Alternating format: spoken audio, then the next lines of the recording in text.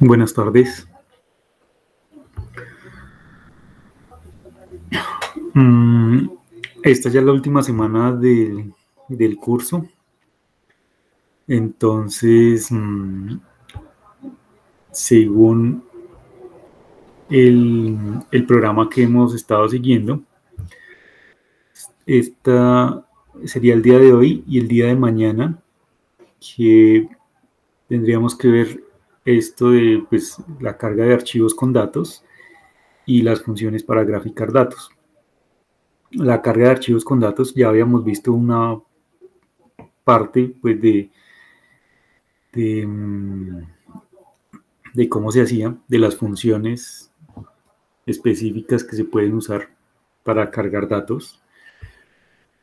En este caso lo vamos a hacer otra vez porque pues, es necesario recordarlo para poder obtener los datos que vamos a graficar y vamos a ver pues, las diferentes funciones para graficar esos datos. Entonces, bueno, recuerden que aquí en el RStudio yo puedo importar los archivos que contienen los datos, que pues efectivamente eso es lo que hay que hacer. Es decir, una vez yo creo mi proyecto, yo tengo que venir aquí a donde dice Upload y aquí seleccionar los archivos o el archivo correspondiente que contiene los datos con los cuales yo quiero trabajar.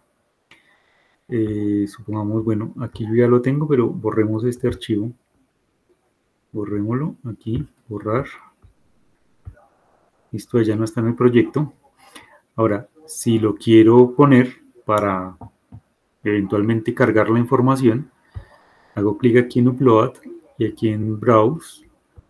Entro al sistema de archivos local y selecciono el archivo que quiero incluir en el proyecto. Entonces ahí, bueno, le doy OK, listo. Y ahí ya quedó.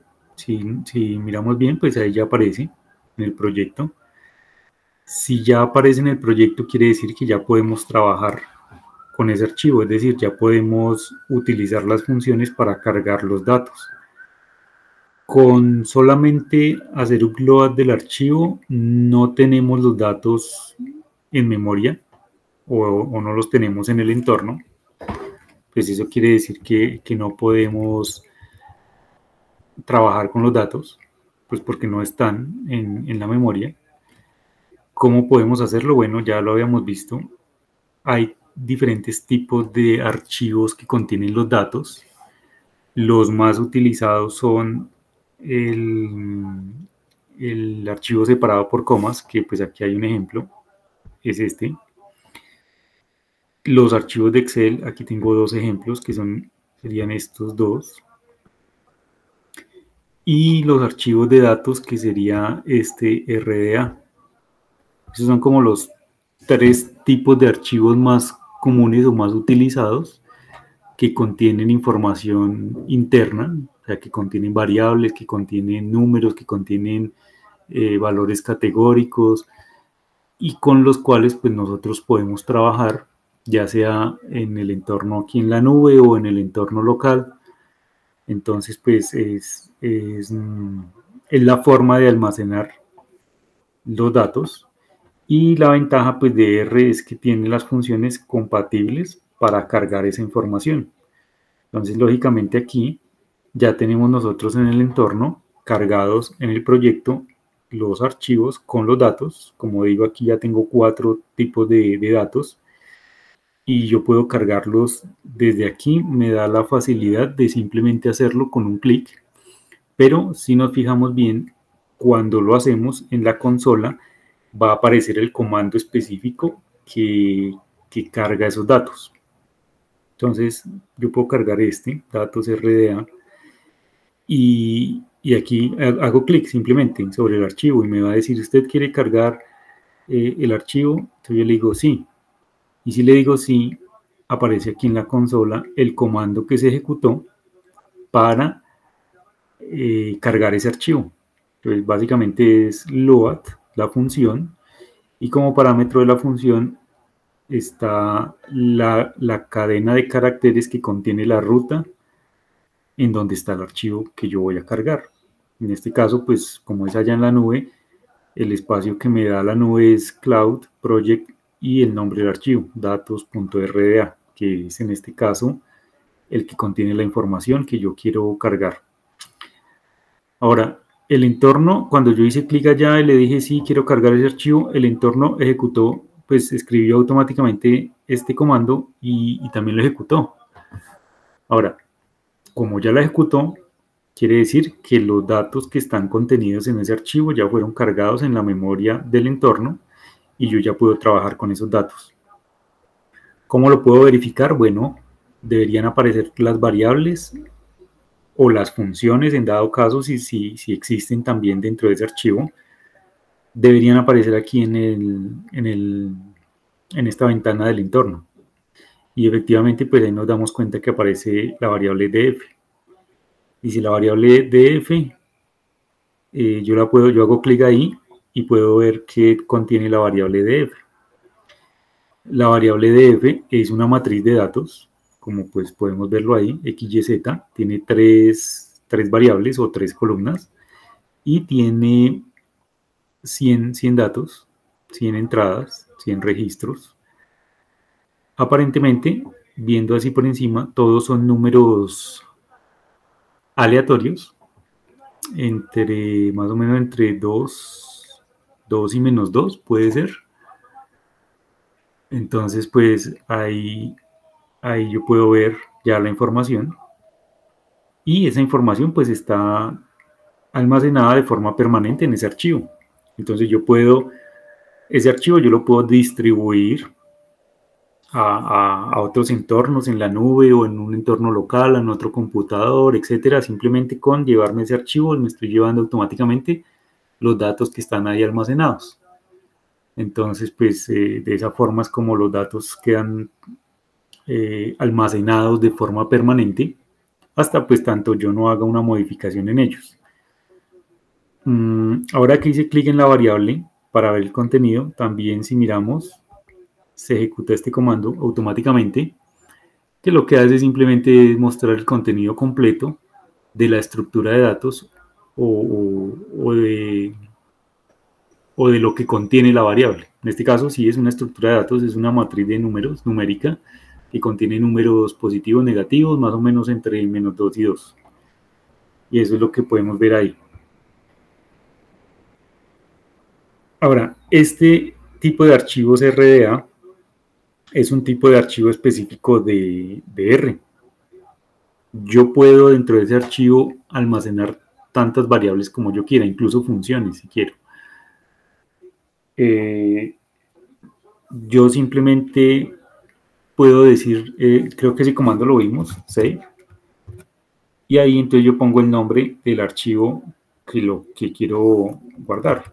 Entonces yo puedo decir datos2.rda. Bueno, no, mentiras. Aquí es datos, aquí es save con... perdón. Primero tengo que poner la estructura que quiero almacenar. Dice así, voy a poner...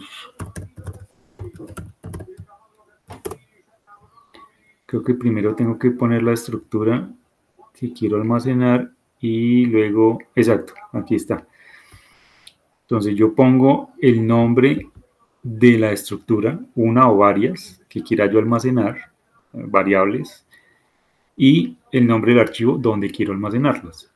En este caso, pues yo puedo escribir save de df, se llama la variable, en datos RDA. Pero ¿por qué no lo reconoce? Estoy haciendo algo mal. Es que toca escribirle file igual, listo, ahí ya. Entonces ya deberíamos ver aquí que efectivamente aparece un nuevo archivo que se llama datos2.rda y que contiene, bueno, pues la variable df, básicamente. Ahora yo puedo también almacenar otras variables. Supongamos que yo voy a crear una variable x que sea un vector y que tenga estos valores. Ya sabemos cómo crear un vector. Listo. Ahí está X, correcto. Entonces, en el vector voy a guardar ADF y AX en ese archivo. Entonces, ahora en ese archivo están almacenadas dos variables. ¿Cómo lo podemos ver? Bueno, borremos aquí esto, borremos aquí estas variables de entorno, borremos aquí la consola y carguemos este archivo. ¿Listo? Efectivamente, si vengo aquí al entorno a mirar, hay dos variables dentro de ese mismo archivo, que son df, que es la misma matriz que tenía antes, y x, que es el vector que ahora acabé de crear. Es ese. Como digo, este tipo de archivos almacena datos, pero son datos específicos de R. Entonces, este tipo de archivos RDA o RData son específicos de R y pueden contener una o varias variables y sus valores correspondientes.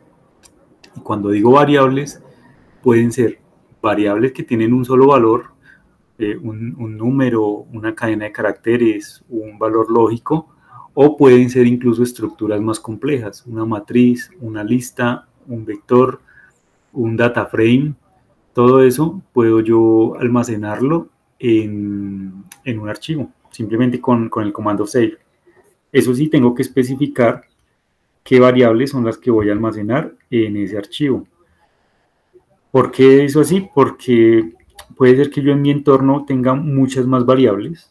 Puede ser que yo tenga una variable, esta df, el x, puede ser que yo tenga también una variable z, y, y, las que sean, pero pues a mí me interesa solo almacenar estas dos. Entonces por eso explícitamente tengo que escribirlas, el nombre de la variable que me interesa almacenar y también el nombre del archivo. Y listo, entonces ya garantizaría de alguna manera que los datos están siendo guardados ahí. Listo. Ese pues ya lo habíamos visto, pero pues como no muy en detalle, pues ahí ya lo estoy especificando con el comando save. Y bueno, ahora, el otro tipo de archivo en donde generalmente se almacenan datos es en los archivos separados por comas, o pues se llaman así, pero los separadores pueden ser diferentes. Generalmente la extensión de esos archivos es CSV. Igual, si yo quiero el archivo en mi proyecto, tengo que incluirlo primero con upload. Hago clic en upload y cargo el archivo, y pues al cargarlo quedaría incluido en el proyecto, y una vez lo tengo en el proyecto, tengo yo que cargarlo en el entorno para que queden los datos en memoria. En este caso, ¿qué pasa? En este caso, este archivo no almacena diferentes variables, sino que tiene simplemente, podríamos verlo como una matriz de datos o como un data frame que contiene muchos datos y muchas columnas, y pueden ser de diferentes tipos de datos. Entonces es más bien como un data frame. Y es solo uno. Entonces no puedo almacenar aquí varias variables. Aquí estos archivos estarían destinados solo a almacenar datos. Datos. Entonces sería como un data frame. Hagan de cuenta como una matriz con unas filas, unas columnas.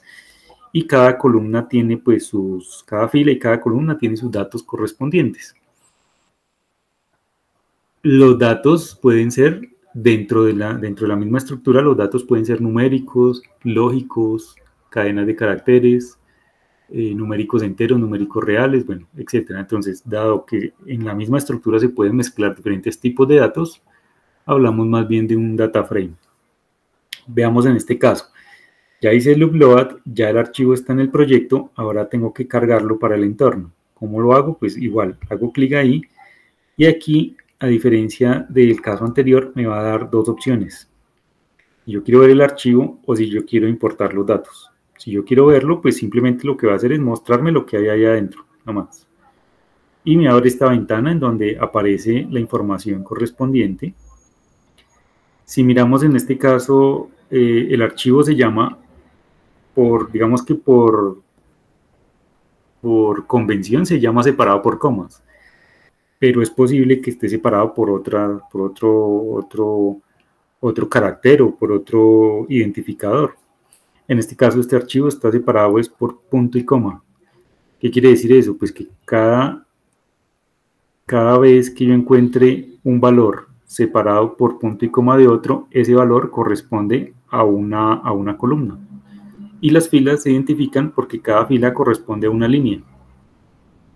¿Qué quiere decir? Bueno, en este caso, si miramos bien, la línea 1 corresponde a los títulos o a los nombres de las variables o de las columnas de los datos.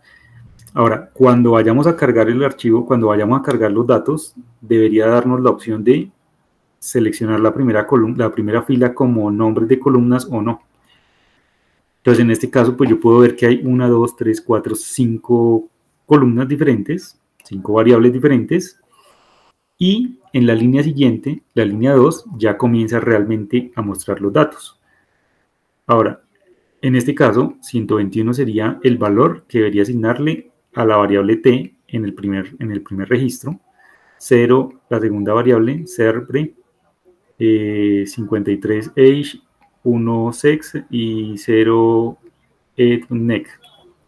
Esos son los valores correspondientes a cada una de las variables para el registro 1.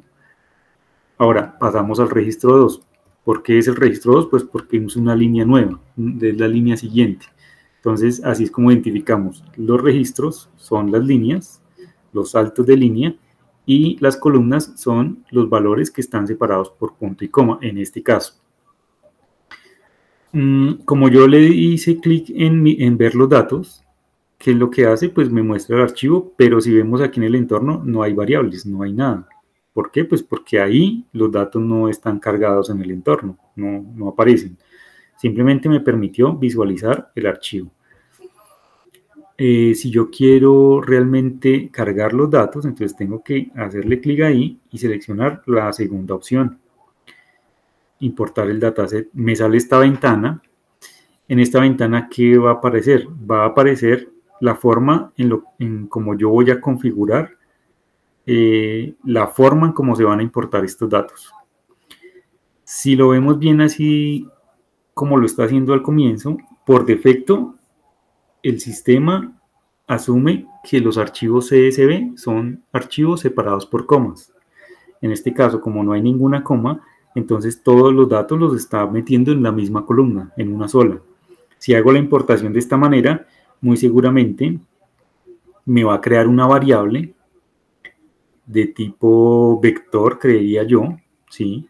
En donde pues solo hay una columna y todos estos datos pues van a aparecer como caracteres, como cadenas de caracteres. Y listo. Como esa no es la idea es cargar la estructura que efectivamente pueda separar las variables con sus valores correspondientes.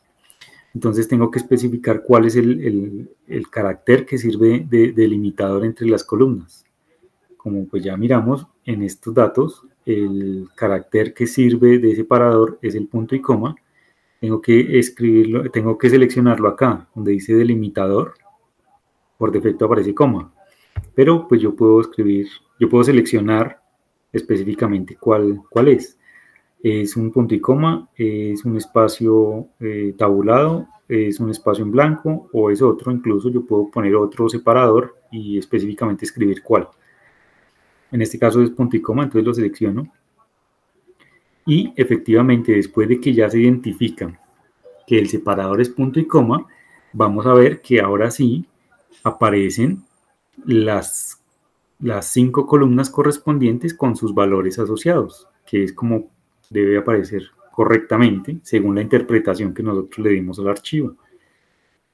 Ahora, esto es una previsualización de cómo quedarían los datos en el entorno. Si yo le digo aquí importar, si yo hago clic aquí en el botón importar, así quedarían los datos en el entorno. Es decir, una matriz con 50 filas y con 5 columnas.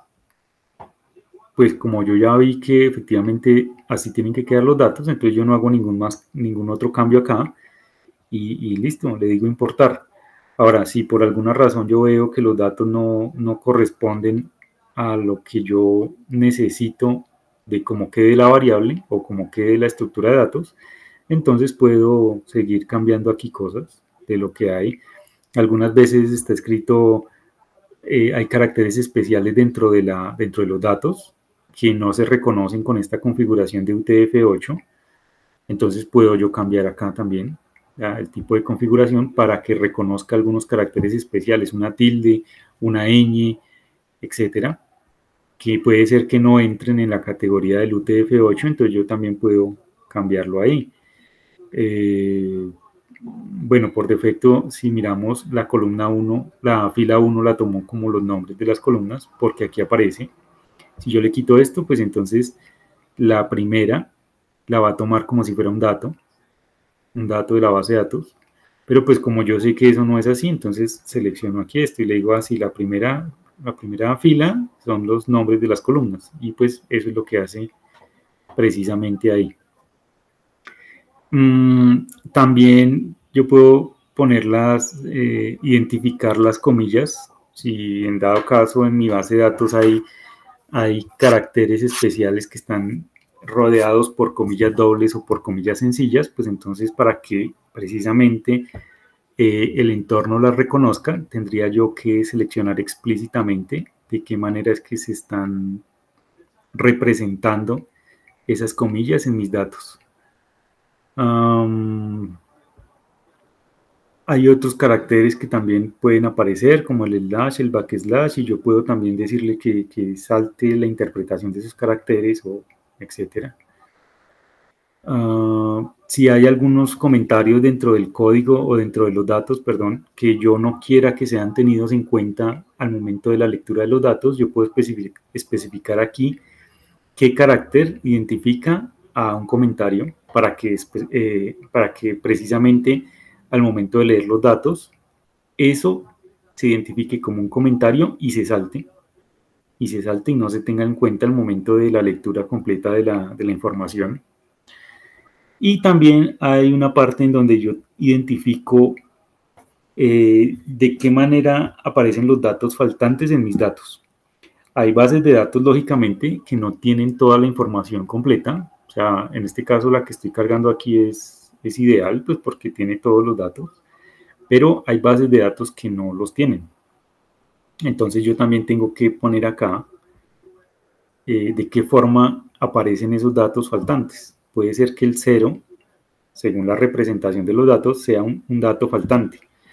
O puede ser que haya escrito la cadena de caracteres null, bueno, listo, o empty, o NA, bueno, ahí tengo que yo mirar si hay un dato faltante en mi base de datos, cómo está representado ese dato faltante y explícitamente ponerlo aquí en esta opción.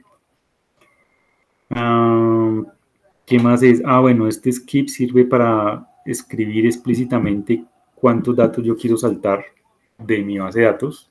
Por alguna razón, de pronto yo quiero limitar o segmentar la información. Entonces yo pongo aquí un salto. Yo digo, no quiero saltarme 0, quiere decir que los va a leer todos. Pero yo también puedo decir salte 10. Entonces va a tomar los 10 primeros y no, eso no los va a leer, sino va a leer los que están después de ese número. Aquí como yo quiero leer todos los datos, entonces pues le digo sí, 0, léalos todos. Y ya, entonces yo verifico aquí que estén los datos completos, exactamente como los quiero trabajar en mi variable o en mi estructura de datos, y le digo importar. Entonces una vez le digo importar, esos datos van a aparecer aquí arriba como quedaron en el entorno, tal cual, ahí están. Y también va a aparecer, si miramos aquí en la ventana del entorno que me muestra las variables, me va a mostrar que pues sí, esa variable ya está, ya existe, la acabo de crear. Y las características específicas de esa variable o de esa estructura. Igual, si miramos, todo esto lo hizo automático, pues porque da esas opciones, están esas ventanas de ayuda, pero por debajo, al final de cuentas, lo que hace es ejecutar un comando. ¿Qué comando es? Bueno, aquí está en azul, aquí están los comandos que por debajo se están ejecutando para efectivamente poder leer los datos dentro de ese archivo. Cargó una librería, que es esta Reader, que es para leer esos tipos de archivos. Y finalmente, pues creó una variable y a esa variable le asignó el resultado de esta operación, que es, lea un archivo delimitado por comas, el archivo se llama así, el delimitador es punto y coma, no hay variables, no hay caracteres especiales y va a quitar simplemente los espacios en blanco al principio y al final de todos los valores. Y listo, entonces ejecutó eso y efectivamente pues creó una estructura de datos que para este caso tiene 125 filas y 5 columnas. Y listo. Pues ya después me mostró el contenido de esa estructura de datos o de esa variable que creó a partir de ese archivo. Yo también lo puedo escribir, yo también lo puedo ver aquí después imprimiendo. Y bueno, aquí pues la cuestión es que cuando hay muchos datos en la consola, cuando hay mucha información, pues no la va a mostrar toda, muestra una parte. Entonces por eso es bueno esta función view, que si yo quiero ver todos los datos que están en la estructura, pues escribo view y el nombre de la estructura o de la variable, y en esta ventana pues ya ahí sí me va a aparecer toda la información que está contenida en esa estructura.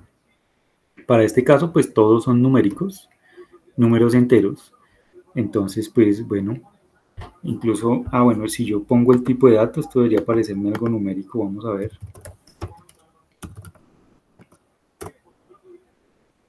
Ahí está, ¿cómo era? Ay, se me olvidó.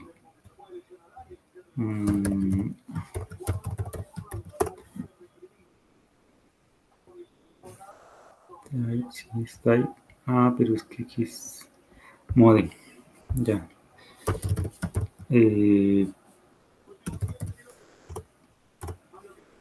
Efectivamente, pues ahí la estructura la creó automáticamente como una lista. Entonces, pues bueno, ahí está la información. Como es de tipo matriz, pues yo también puedo acceder a ella, como hemos estado viendo, a través de las filas y las columnas. Ahí está, entonces yo puedo simplemente consultar la fila específica, la columna específica, y pues me va a traer el dato correspondiente. En este caso, por lo menos estoy escribiendo 2.3. 2.3 corresponde a la fila 2, a la columna 3, o sea, este 52 que está aquí, es el que está apareciendo ahí. Listo. Entonces, ese es el segundo tipo de dato que podemos trabajar en R. Ese tipo de datos sí es más global, tipo de archivo es más global.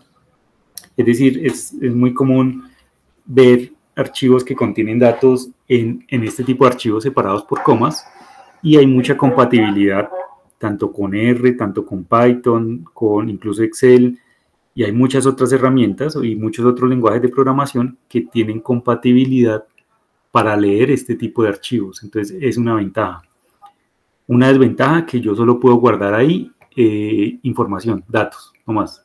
A diferencia del tipo de archivo anterior, que yo puedo guardar muchas variables con muchos valores diferentes. Aquí no, aquí casi que todo tiene que cumplir con una misma estructura, y todos los datos correspondientes serían como si fuera una tabla de datos. Entonces, todo eso es una sola estructura de datos. Esa es como la desventaja. Pero como ventaja es que casi que cualquier lenguaje de programación moderno, herramienta, puede leerlo. Y finalmente, pues están los tipos de archivos Excel, que pues esos, digamos que los puede leer Excel, los puede leer LibreOffice, los puede leer OpenOffice, y en este caso RStudio pues tiene también un módulo y unas funciones para poderlos leer. Entonces tampoco es que sean muy estándar en términos de lectura de la información. Pero bueno, en R lo podemos hacer, entonces no hay problema. Lo mismo, yo hago clic ahí en el archivo, yo puedo ver el contenido del archivo. Si paso a la primera opción, en este caso lo que va a hacer es abrir el entorno, el LibreOffice o el Excel o lo que sea, que me va a permitir ver el contenido de ese archivo completo. Ahí está. Entonces, dado que es un archivo XLS, pues aquí sí no hay problemas entre filas y columnas y entre tipos de datos, pues digamos que es nativo para estas hojas de cálculo, pues no hay problema con eso. Ahora, si lo que yo quiero es cargar el archivo, pues también está la otra opción, que es importar el dataset, y también me va a salir una ventana que me va a mostrar precisamente cómo quedaría esa información una vez cargada en el entorno. En este caso, pues debería corresponder a lo mismo que está ya en la hoja de cálculo. Si revisamos, pues sí, corresponde, no hay problema.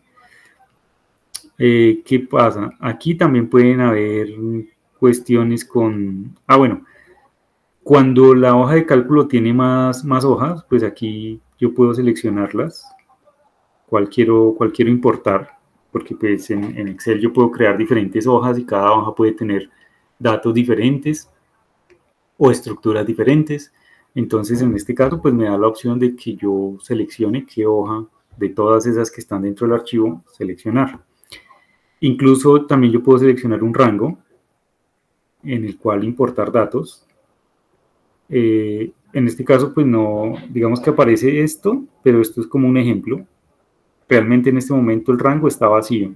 ¿Qué quiere decir que esté vacío? Pues que va a seleccionar todos los datos que estén en esa hoja, absolutamente todos. Si yo quiero seleccionar un rango, tengo que escribirlo explícitamente, y aquí pues me da un ejemplo, supongamos de A1 a D10, entonces pues lo que hace es seleccionar esas celdas nomás. En este caso, supongamos si es A1 de 10, lo único que importaría sería esta información que está aquí, de A1 a D10. Esta sería el único, digamos, la única matriz de datos que importaría, y el resto de los datos los va a ignorar. Pero pues en este caso lo está mostrando a manera de ejemplo cómo tengo yo que escribir si quiero simplemente seleccionar un rango de los datos y no todos los datos. Igual puedo hacer yo un salto, un skip, es decir, saltar algunos datos que no quiera, los n primeros, puedo yo ponerlo ahí. En este caso no quiero saltar nada, entonces pues aparece por defecto 0. También le puedo poner un límite máximo de filas. Yo digo quiero importar 200 filas, entonces ¿qué hace? Pues importa todas las 200 filas y de ahí para allá pues esos datos los va a ignorar. Igual como en el caso anterior, si hay datos faltantes, tengo yo que explícitamente escribir qué carácter o qué símbolo o qué número va a identificar a los caracteres o los datos faltantes en la base de datos. En este caso pues creo que la base de datos no tiene faltantes. No la he mirado toda. Sí, aquí hay uno que dice no data, no data. Entonces yo podría escribir eso acá, no data. ¿Listo?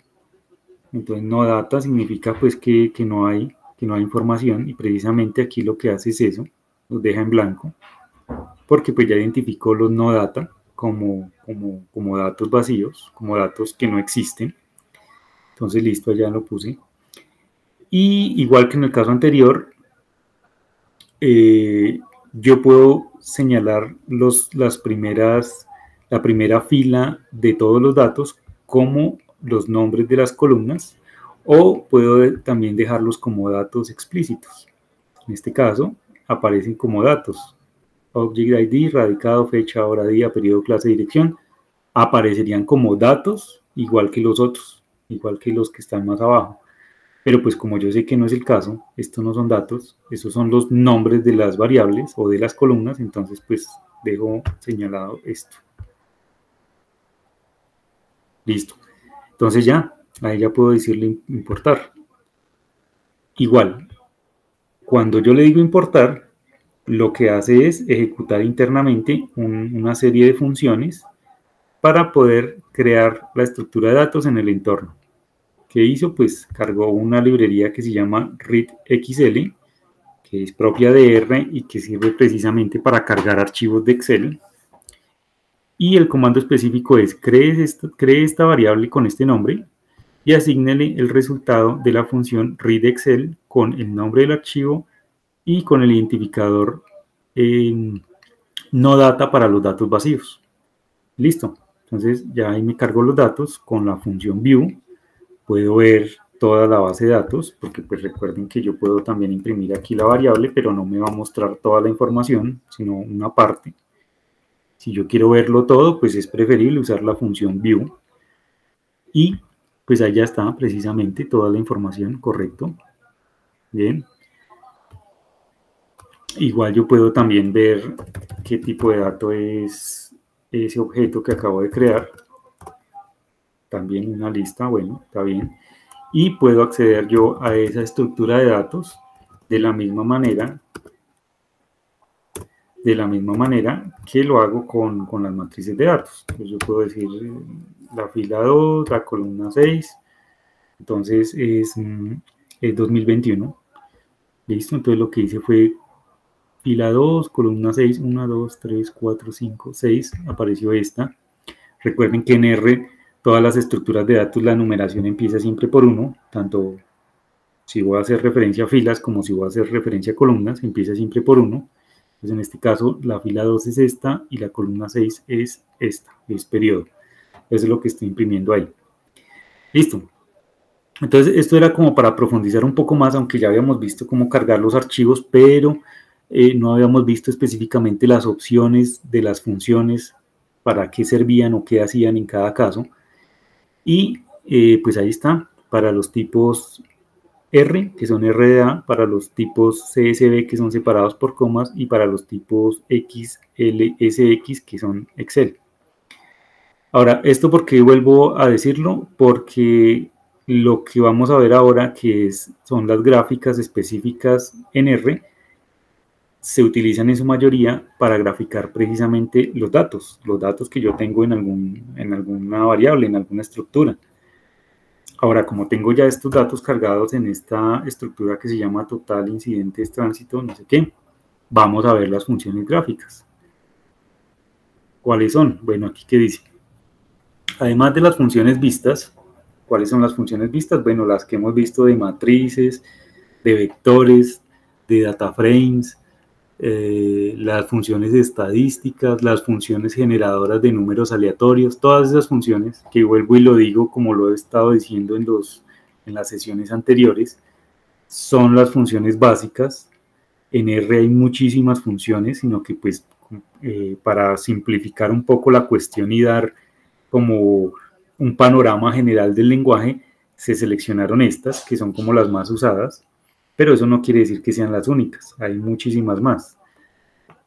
R permite visualizar los datos a través de gráficas estadísticas. Bueno, por lo general las gráficas que vamos a ver aquí son gráficas estadísticas porque nos van a permitir ver el comportamiento de los datos.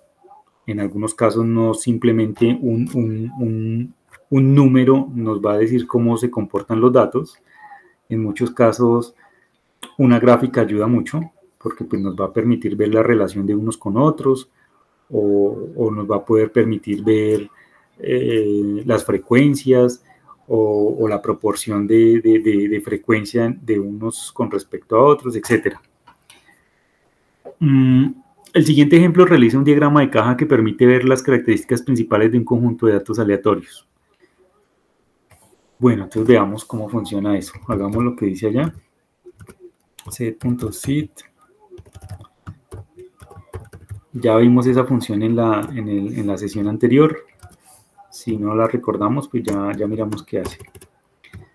Declaramos una variable D y le asignamos un data frame que contiene una variable xn, que es simplemente una función rnorm, que también ya la vimos en la anterior. Y vamos a generar 1000 números aleatorios con una media de 0 y con una desviación estándar de 1.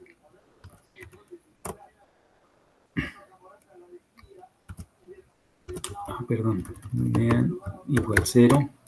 Listo. Entonces, si miramos la variable D, precisamente es un data frame de 1000 números, desde el 1 hasta el 1000. Ahí están. Y todos corresponden a números aleatorios. ¿Según quién? Según, como ya lo vimos, una función rnorm, que corresponde a números aleatorios según una forma de distribución normal. Y la distribución normal que estamos creando corresponde a una función de media 0 y de desviación estándar 1. Entonces, pues vamos a ver cómo se comportan esos datos. Para eso, pues vamos a hacer este tipo de gráfica, que es una gráfica que nos va a mostrar la dispersión de los datos, el valor máximo, el valor mínimo, la mediana de esos datos, y me va a mostrar los cuartiles, que también ya los vimos en algún momento en una función estadística que vimos por ahí. Si yo ejecuto esto, pues aquí en la ventana inferior derecha me va a aparecer la gráfica correspondiente. ¿Qué me está mostrando esa gráfica? Bueno, el valor mínimo, que sería esta rayita que está aquí, el valor máximo, que sería esta rayita que está aquí. Los punticos que aparecen después de las rayas son valores extremos y en algunos casos se llaman outliers, quiere decir que son muy poco probables que aparezcan, pero aparecieron en este caso, entonces los pinta ahí. Esta línea negra gruesa corresponde a la mediana de los datos, que si miramos bien, corresponde en 0, precisamente corresponde 0. ¿Por qué 0? Pues porque los números que yo generé están en la media 0. Y la desviación estándar corresponde a 1, quiere decir que esos son los límites más o menos de esta caja. El límite inferior y el límite superior están más o menos entre -1 y 1. ¿Eso qué quiere decir? Eso quiere decir que el 50% de los datos generados se ubican en esos valores, entre -1 y 1. Los otros, pues, están un poco más alejados, dado pues la forma de la distribución. Si recuerdan cuando vimos en la sesión anterior la distribución normal, vimos pues que precisamente hay una probabilidad de generar más números alrededor de la media, y mientras me voy alejando yo de la media, tanto hacia la derecha como hacia la izquierda, es decir, tanto hacia los números positivos como hacia los números negativos, la probabilidad de que esos números aparezcan va disminuyendo en proporción. Y eso lo podemos ver como, bueno, recordemos esta gráfica, voy a generar otra, cambiemos la desviación estándar. Si le pongo desviación estándar 5, esta caja de la mitad va a aumentar de tamaño y se va a ubicar más o menos entre -5 y +5. Y los valores extremos van a ser incluso más grandes. Veamos qué pasa en ese caso. Efectivamente, si vemos, la caja amplió de tamaño y ahora está más o menos entre -5, el límite inferior, y el límite superior entre +5, más o menos. Y los límites inferior y superior aumentaron. Ahora está más o menos entre 15 y -15. Aunque, pues bueno, hay unos valores extremos que muy poco probable, según la distribución de probabilidad, es muy poco probable que aparezcan, pero pues ahí aparecieron. Entonces, bueno, ahí están. Entonces, si miramos bien, este tipo de gráfico nos va a ayudar a entender cómo los datos se distribuyen en términos numéricos. No sé si voy a intentar algo, a ver si funciona. Voy a crear una variable con una distribución y otra variable con la otra distribución. Y voy a intentar graficar las dos. A ver si me deja. Exactamente, ahí sí. Aquí podemos ver la diferencia entre las dos distribuciones un poquito más claramente. En el primer caso es esta que está aquí, la gráfica que está etiquetada como 1, corresponde a todos los números aleatorios generados con distribución normal, cuya media es 0 y desviación estándar es 1, es esta. Y las que están en 2 son todos los números aleatorios generados según una distribución normal con media 0 y con desviación estándar 5. Entonces, aquí vemos efectivamente cómo está cambiando la distribución de probabilidad de los números. También podemos cambiarle la media. Creemos otros datos con una media ya no de 0, sino de 2, por decir algo. Una desviación estándar 3.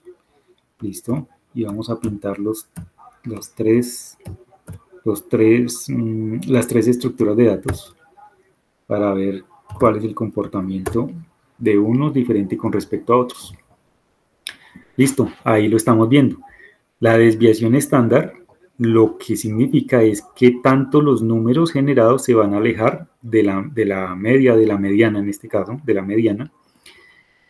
Aquí pues se están alejando desde menos 1 a más 1. Aquí se están alejando de menos 5 más 5. Aquí se están alejando de menos 3 a más 3.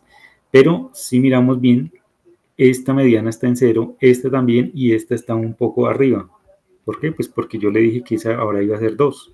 Entonces esta debe corresponder precisamente a 2. Y ahí con esta gráfica pues estamos viendo cómo se están comportando los datos en términos estadísticos. ¿Cuál es la mediana? ¿Cuál es la mediana? ¿Cuál es el segundo y el segundo y el tercer cuartil? ¿Cuáles son los valores extremos en máximo y en mínimo? Y si hay valores, digamos, valores no habituales que estén generándose en los números, que son los que estarían representados con circulitos aquí. Esto lo acabo de hacer con números generados de forma aleatoria, como para ver qué es lo que la gráfica nos muestra. Ahora, con datos reales podemos hacerlo. Supongamos que los datos que ya tengo yo cargados aquí, voy a graficar, no sé aquí qué podría graficar yo. Este número CBML, que no sé qué es, pero pues hagámoslo. Este sería total, incidentes, sería DC, es este.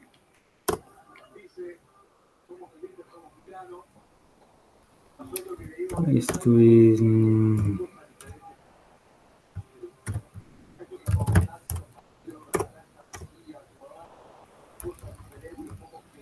se me olvidó cómo era. Bueno, aquí me está saliendo este error porque pues hay valores vacíos en EA. Pero esto era... dejamos aquí.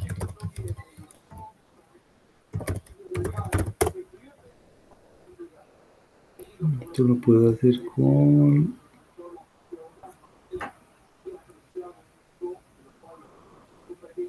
Ve, aquí no aparece. Bueno, miremos otra base de datos a ver si de pronto no tiene datos faltantes y podemos... Esta, vamos con esta.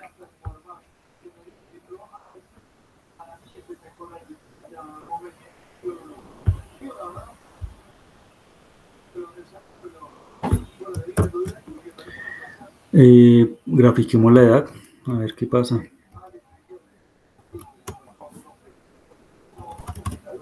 Este se llama Satisfaction y Age. Listo, efectivamente, ahí ya pudimos verlo.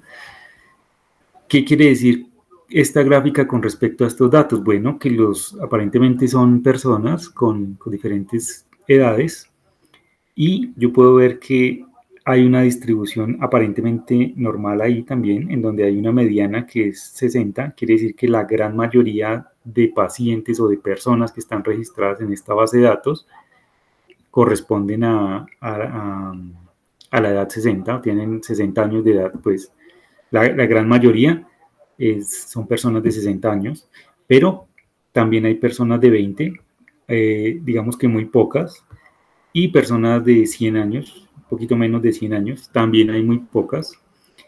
Alrededor de digamos que esta desviación estándar de esta distribución más o menos sería de 20, porque estaría entre 40 y 80 más o menos, de pronto es un poquito menos de 20, la desviación estándar, y la mediana es 60. Entonces ahí podemos ver la gran mayoría de las personas que están registradas en esta base de datos corresponden a esos rangos de edades. Eso es lo que nos permite ver esta gráfica. Entonces es muy útil por eso. También podemos ver las frecuencias de aparición de los datos. Dice, para ver las frecuencias de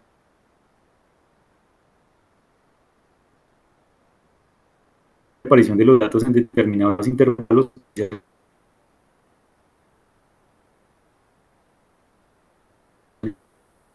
cuál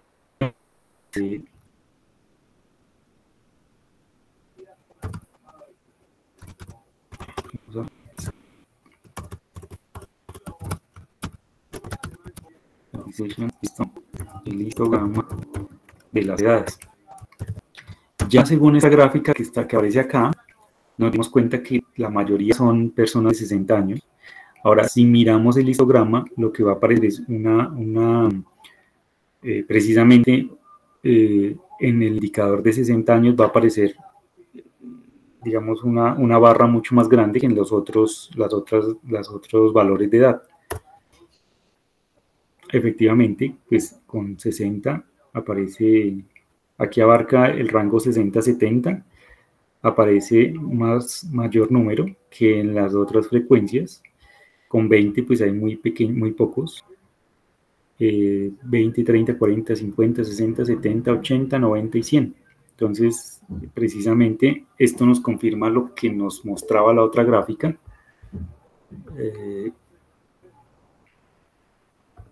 Perdón.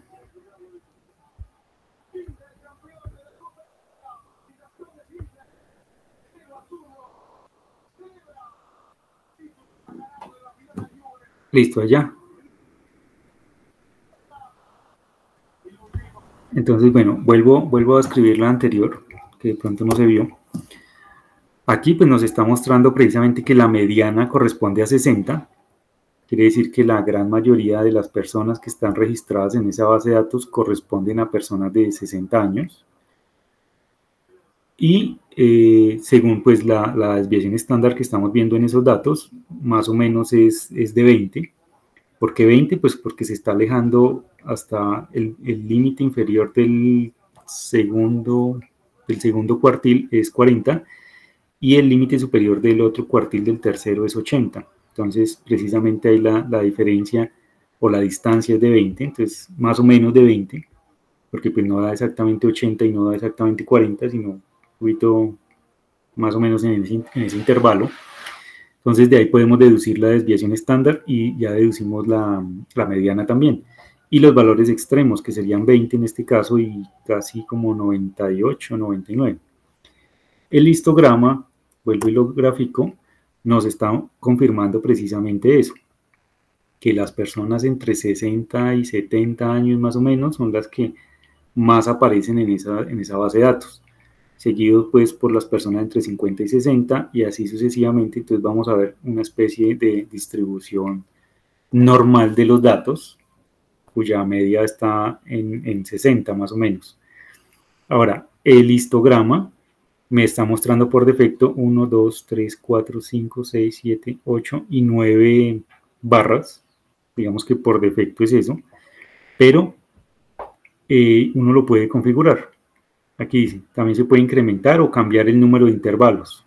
¿Cómo se hace? Pues en este caso el parámetro es breaks.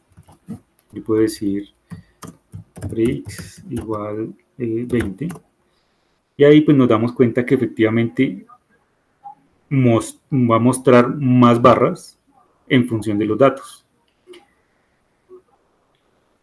Y pues vemos que si dividimos un poco más los datos, como en este caso, se nos estaría como corriendo un poco la mediana. Ya no es exactamente en 60, sino va como por 65 más o menos. Esto ya tendríamos nosotros que o reducir un poco más, no, más bien, aumentar el número de barras para ser más precisos de cuál es el número que se está repitiendo, o simplemente calcularlo ya como la mediana de la variable. Podemos decir esto. Bueno, es que hay datos faltantes también ahí.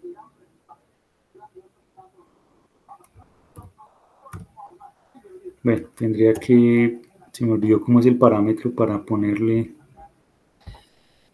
Hay un parámetro con el cual yo puedo hacer los cálculos y hacer pues que se ignoren los datos faltantes, porque pues en la mayoría de los casos las funciones yo necesito que sean, bueno, las funciones reciben parámetros numéricos para hacer los cálculos, Entonces, si hay valores faltantes, pues lo lógico sería no tenerlos en cuenta, porque en alguna sesión anterior que vimos que cualquier operación sobre datos faltantes, sobre NA, pues da un NA, que es precisamente lo que me está arrojando acá. Quiere decir que en algún momento encontré un NA en ese campo, en edad, y como finalmente lo que va a hacer es una suma, entonces la suma de NA con cualquier otra cosa da NA. Y por eso está sacando ese error ahí. Pero se me olvidó cómo era el parámetro.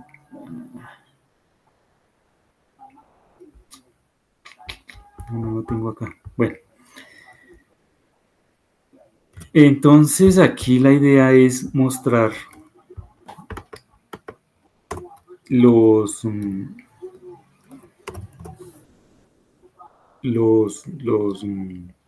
los datos con la frecuencia en la cual están apareciendo.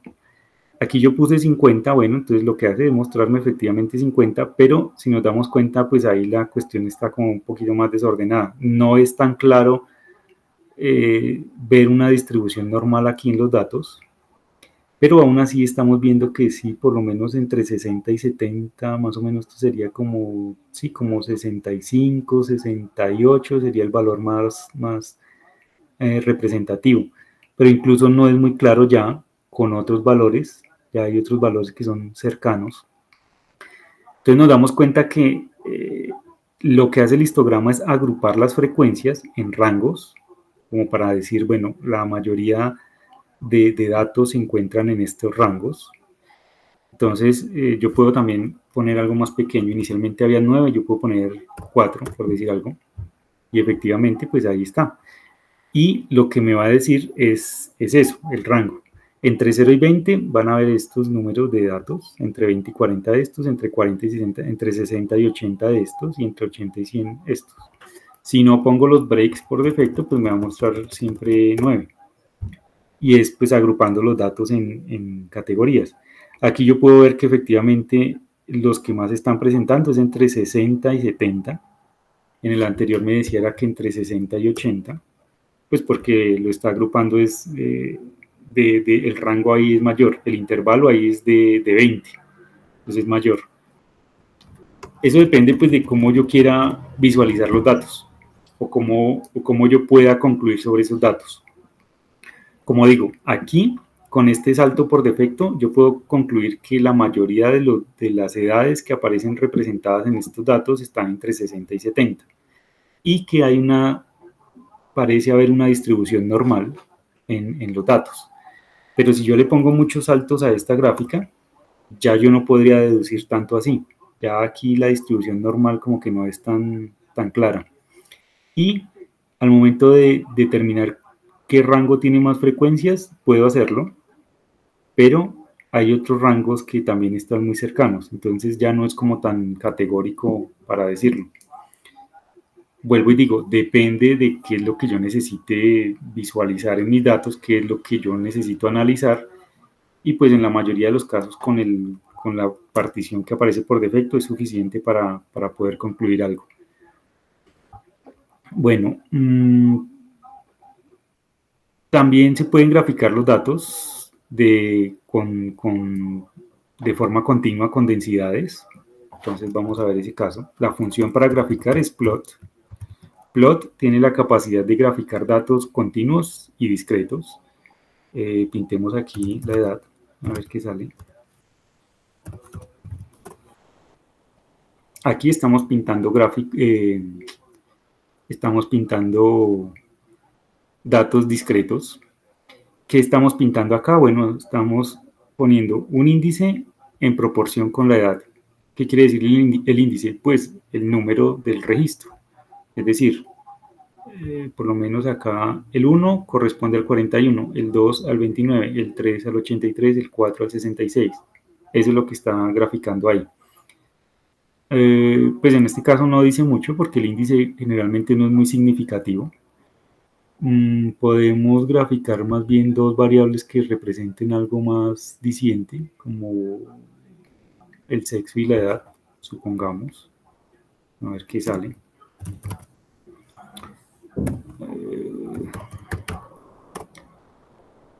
Listo, entonces precisamente me está mostrando el sexo y la edad, y vemos que hay más personas del sexo 1, que pues no se sabe si son hombres o mujeres. Eso ya tendríamos que entrar a mirarlo en el contexto de la descripción de la base de datos. Pero bueno, podemos suponer que uno es hombre, entonces hay hombres de mayor edad en la base de datos que de mujeres, porque pues estos números alcanzan a casi cercano a 100, mientras que aquí está un poquito más abajo. Y la distribución pues de las edades parece similar. Hay menores de 20 en los dos sexos. Entonces, de pronto aquí en el sexo 1 no hay individuos de una edad cercana por ahí a los 20, 25, 26 más o menos, no aparecen, mientras que del otro sí. Entonces ahí ya nosotros podemos establecer una especie de relación entre dos variables gráficamente. Y esta gráfica es una gráfica discreta. Estoy pintando puntos específicos de relación entre las dos variables, básicamente. Bueno, incluso también puedo pintarlo con referencia a la profesión. A ver qué pasa. Ahí está. Entonces yo puedo etiquetar cada una de las profesiones y las edades. Entonces, aquí hay algo muy curioso que uno puede resaltar, y es que solo para la profesión 1 hay una persona de 60 años. Solo una persona de la profesión 1. ¿Cuál será? Bueno, habría que ir y mirar allá en el contexto de la base de datos qué quiere decir la profesión 1, porque pues aquí solo hay números, pero en algún momento en la descripción de la base de datos tiene que haber un contexto que diga, bueno, la profesión 1 corresponde a, listo. Estos datos son discretos.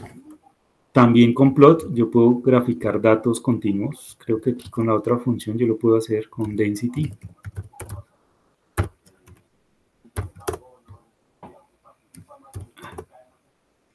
¿Qué hice? Density. Otra vez vuelvo a lo mismo. Faltan datos.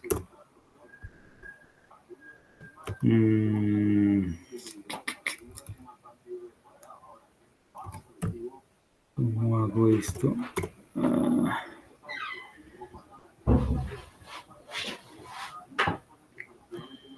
Bueno, miremos uno de los vectores que habíamos creado de números aleatorios, este. Pintemos este a ver qué sale con ese. XN. Bueno, en este caso, plot está mostrando precisamente una gráfica continua.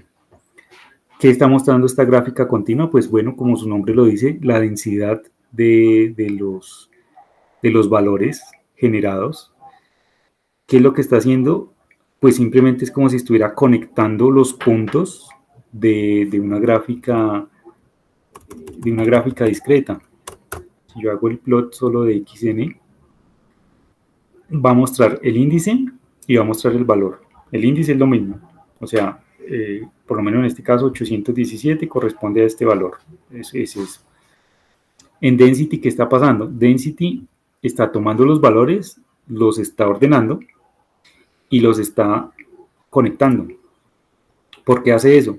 Pues porque me va a permitir precisamente ver la densidad de cómo se están generando esos puntos. Y si nos damos cuenta, cuando yo creé este vector de 1, lo creé utilizando una función generadora de números aleatorios que sigue una distribución normal de media 0 y de desviación creo que fue 2. Voy a volverlo, debo tenerlo por acá en el historial. Es este, de 2. La desviación estándar 5. Es este. No, es de 1. Estoy pintando es de 1, de 1, de 1, de 1, de 1. De 1. Es este. Media 0 y desviación estándar 1.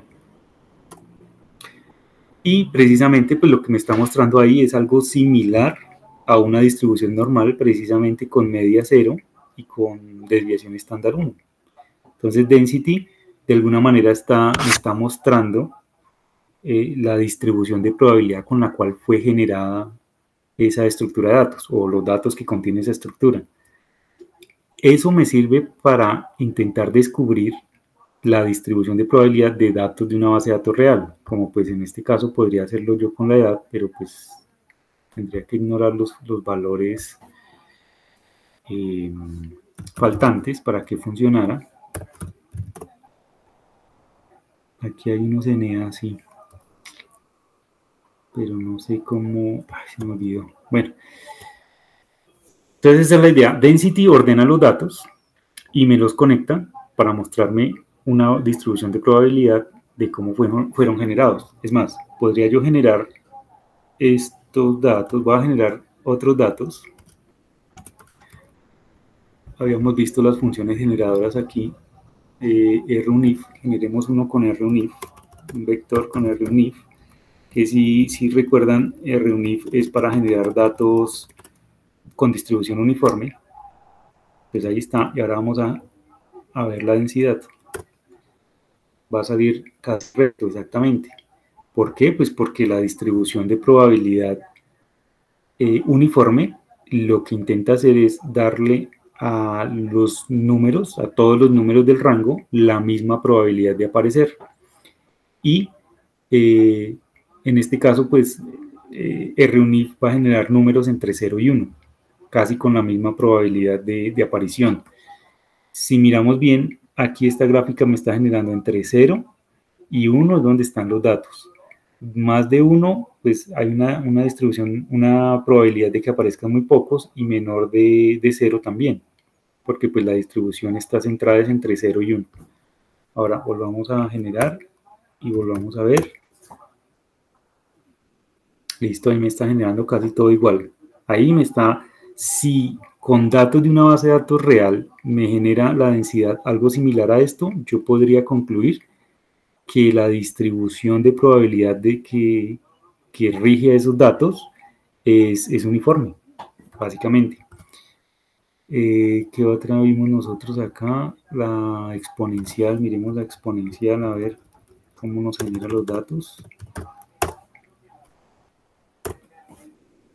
En ese caso, la exponencial habíamos visto precisamente que lo que quiere decir es, van a haber unos números que generan mayor probabilidad de aparecer que otros. Y esos números que son los que van a obtener una mayor probabilidad de aparecer son los números menores, dependiendo pues de donde yo ubique la media en la distribución exponencial. En este caso, como yo no le puse una media explícita, la media va a estar ubicada alrededor de 0. Y precisamente lo vemos acá en el 0, es donde el 0 y los números cercanos al 0, 0 y 1, son los que van a tener más probabilidad de aparecer. De ahí para allá, pues entonces va a ir disminuyendo la distribución de probabilidad. Y otra vez, density es el que me está diciendo, mire, esos números, es probable que esos números se comporten según esta distribución de probabilidad. Y eso es lo que con esta gráfica yo voy a poder hacer, intentar descubrir, si es que la hay, una distribución de probabilidad. En este momento se puede ver claramente, porque pues así es como yo estoy generando los números. Entonces yo estoy generando los números con una distribución de probabilidad normal, y lo que hace es mostrar esa forma, esa distribución. Si lo hago con distribución exponencial, pues la muestra exponencial. Si la hago uniforme, pues tiende a mostrarla uniforme, pero pues puede ser que mostrando o graficando datos de la base de datos no salga una distribución muy clara, sino salga un gráfico ahí extraño. Pero de todas formas, esta gráfica nos va a ayudar a determinar eso. ¿Qué distribución de probabilidad puede estar asociada con los datos que estoy graficando? Y bueno, vuelvo y digo, esta density me está mostrando una gráfica continua. Entonces, plot, que es la función que contiene a density en este caso, es la que va a permitir graficar tanto continuo como discreto. Entonces, incluso yo puedo hacer, no el density, voy a ver si esto me funciona. Bueno, aquí me la grafico inversamente. Esta gráfica, lo que estoy haciendo es ordenando los datos para mirar si cumplen con una distribución, y pues efectivamente también estoy viendo algo como la exponencial, pero aquí me lo está mostrando a la inversa. Y esta gráfica es discreta, está mostrando solo puntos, los puntos de los datos, no los está conectando. Bueno.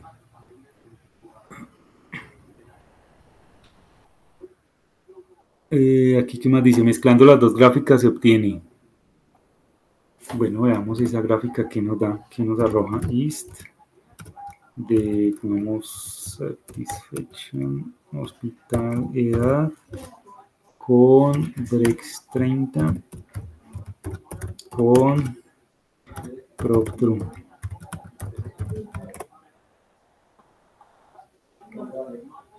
Bueno, ahí aparece el histograma tal cual como lo habíamos graficado antes.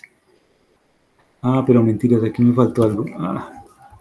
Ya, bueno, es que aquí lo que se quiere hacer es mostrar de forma continua con la densidad y con el histograma. Es como para ver que las gráficas se pueden mezclar, como lo dice ahí. No aparece. Pero es que bueno, hagámoslo con el otro vector. Un D1.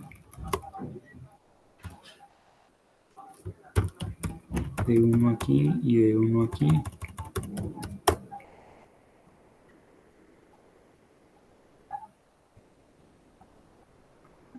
Sería así. Ven cómo están haciéndolo acá. Este cierra. No, es que lo está haciendo aparte. Bueno, hagamos esta. Creo que es así. Sí. D1 debe ser numérico. Ahora aquí hice mal.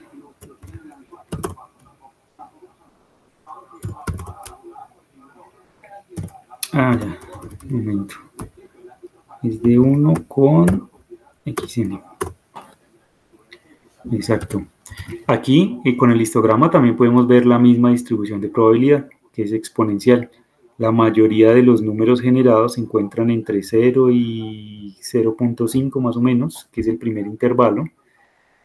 En su gran mayoría los números están ahí, en ese rango. Y de ahí para allá, pues la distribución, las frecuencias van disminuyendo. Y eso pues está creando la distribución de probabilidad. Density de 1 XN BW 0.1. Pero aquí no apareció la gráfica, no pintó la línea. Bueno, esto, quitamos esto entonces.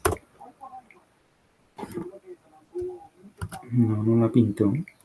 Aquí hay algo que no estoy haciendo bien. La pongo acá. A ver. No lo deja. No entiendo esto. ¿Por qué no sale? Pero es que lo estoy haciendo mal. Este es lines. Ahora sí. Entonces lo que quiere hacer ver estas dos instrucciones es que las gráficas se pueden mezclar en una sola. Es decir, yo puedo pintar varias cosas dentro del mismo gráfico. Y aquí es lo que estamos viendo. Tengo el histograma, que es discreto, que muestra las frecuencias de los números en términos de intervalos, y al mismo tiempo estoy graficando la densidad de los mismos datos. ¿Y la densidad qué es? Pues la densidad ya es una gráfica continua que lo que hace es unir las frecuencias de los datos. Y si vemos precisamente, pues es lo que está mostrando acá. Sigue la misma tendencia. Está mostrando también una distribución de probabilidad exponencial para estos datos generados. Entonces ahí estamos mezclando esas dos gráficas. También hay un tipo de gráfica que permite ver datos en un espacio de coordenadas, y esta gráfica se llama la de dispersión, que pues es el scatter plot. Bueno, eso ya lo habíamos hecho. Simplemente es poner la variable en un plot y pues ahí ya sale el scatter, que es simplemente, en este caso, la relación entre los índices y el valor del número, no más. Vuelvo a lo mismo, uno lo puede ordenar para ver las frecuencias de los números, cuánto están saliendo, cómo están saliendo, debería dar la distribución exactamente, bueno, etcétera. También hay una gráfica que permite ver la proporción de las categorías sobre el total de los datos. En este caso es pi. Pues voy a hacer lo que está ahí y luego miramos, luego probamos con otro caso. G de 1 a 4, recuerden que eso genera un intervalo. Ahí está, 1, 2, 3, 4. Y pongamos names G. Enters 1, 4. Listo. Y ahora pi de G. Ahí está. Entonces me está mostrando precisamente las diferencias o ¿cómo dice acá? La proporción, sí, de cada una de las categorías. Si yo tengo en mis datos categorías o intervalos también, a través de esta gráfica, pues yo puedo ver la diferencia entre los intervalos, similar al histograma, sino que aquí pues lo que hace es partir una circunferencia y digamos que es un poquito más claro en términos de proporciones. Yo puedo decir, si es que se están presentando más D que C o que B y que A. ¿Por qué está apareciendo así? Pues porque yo generé un vector que dice 1, 2, 3, 4. ¿Y eso qué está representando aquí? Pues aquí el A está representando 1, B está representando 2. Entonces, ¿qué quiere decir? Pues que B, en este caso, tiene que ser el doble de A, porque A es 1, B es 2, C es 3, entonces C debería ser el triple de A, y D es 4. Entonces, D es 4 veces A. Entonces, para graficar este tipo para generar este tipo de gráfica, lo que yo necesito es pasarle como parámetro de una vez ya el vector de frecuencias. Vamos a crear otro ejemplo. Supongamos que mi vector de frecuencias ahora va a ser, yo tengo, por decir algo, 5 categorías, y en la primera hay 10 números, en la segunda hay 3, en la otra hay 5 y en la otra hay 20. Me falta 1, 2, 3, así, y en la otra hay 1, por decir algo. Ahí, como yo ya tengo un vector de frecuencias, entonces yo ya lo puedo pintar. Listo. Entonces ahí me va a salir. En el 1, en la posición 1, pues hay 10. En la posición 2 hay 3. En la 3 hay 5. En la 4 hay 20, que son los que son mayoritarios. Y en la última, pues hay 1. Entonces, lógicamente, ahí ya puedo ver yo precisamente las proporciones de mis datos, independientemente del número de categorías que hayan. Aquí yo puse 5, pero yo puedo poner 20, yo puedo poner 50, las que sean, y puedo ver automáticamente las proporciones, porque pues visualmente es mucho más fácil verlas.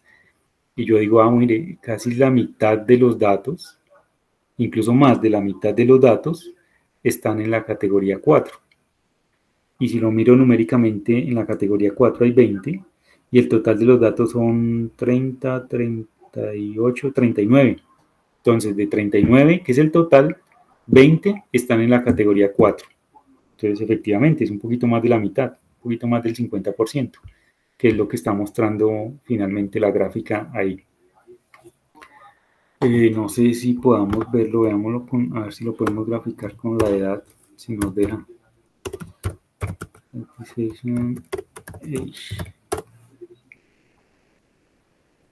No.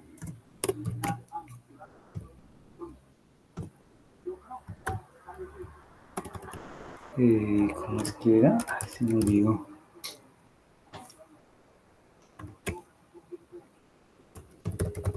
Veamos si nos deja poner esto.